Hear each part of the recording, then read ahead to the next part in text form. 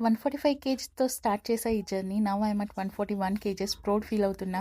Starting loose అయ్యేది water wait, అందుకే ఫాస్ట్‌గా తగ్గుతారంటారు.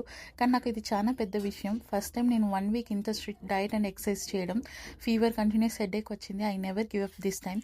ఎవ్రీడే పవర్‌ఫుల్ ఉండాలి అనేది myth. Some days just survive కూడా చేయడం కూడా అచీవ్‌మెంటే.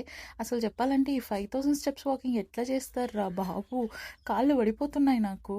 ఇంక నేను 10,000 స్టెప్స్ నడిస్తే ఏమైపోతానో కూడా నాకు తెలీదు. ఈ 2 రోజులు గ్రేట్ డేస్ కాదు, వర్స్ట్ డేస్ కూడా కాదు, యావరేజ్ డేస్. ఈ లాస్ట్ 1 ఇయర్‌గా mentally, physically and financially I'm at toughest phase of my life.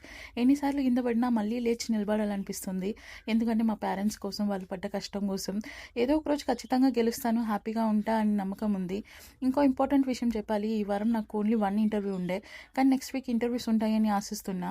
Let's see. అందుకే నేను ఆల్రెడీ ఉన్న స్కిల్స్ మీద ఇంప్రెషన్ బిల్డ్ చేయడం స్టార్ట్ చేశా. న్యూ స్టఫ్ చేయలేదు. ఎగ్జిస్టింగ్ స్కిల్స్ పాలిష్ చేయడమే ఫోకస్ చేశా. స్కిల్స్ ఎన్హాన్స్మెంట్ అంటే ఎప్పుడు కొత్తది నేర్చుకోవడం కాదు, ఆల్రెడీ వచ్చేదాన్ని స్ట్రాంగ్గా ప్రజెంట్ చేయడం కూడా స్కిల్లే కదా. ఛాలెంజ్లో కొన్ని టాస్క్ మిస్ అయ్యాను, అవును.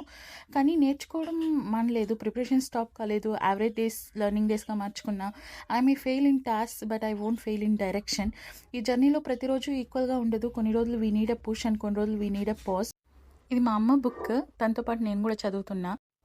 ఎవ్రీడే మ్యాండేటరీగా ఒక హెల్తీ ఫుడ్ అన్నా తీసుకుంటున్నా. లైక్ 1 హెల్తీ మీల్ అనమాట.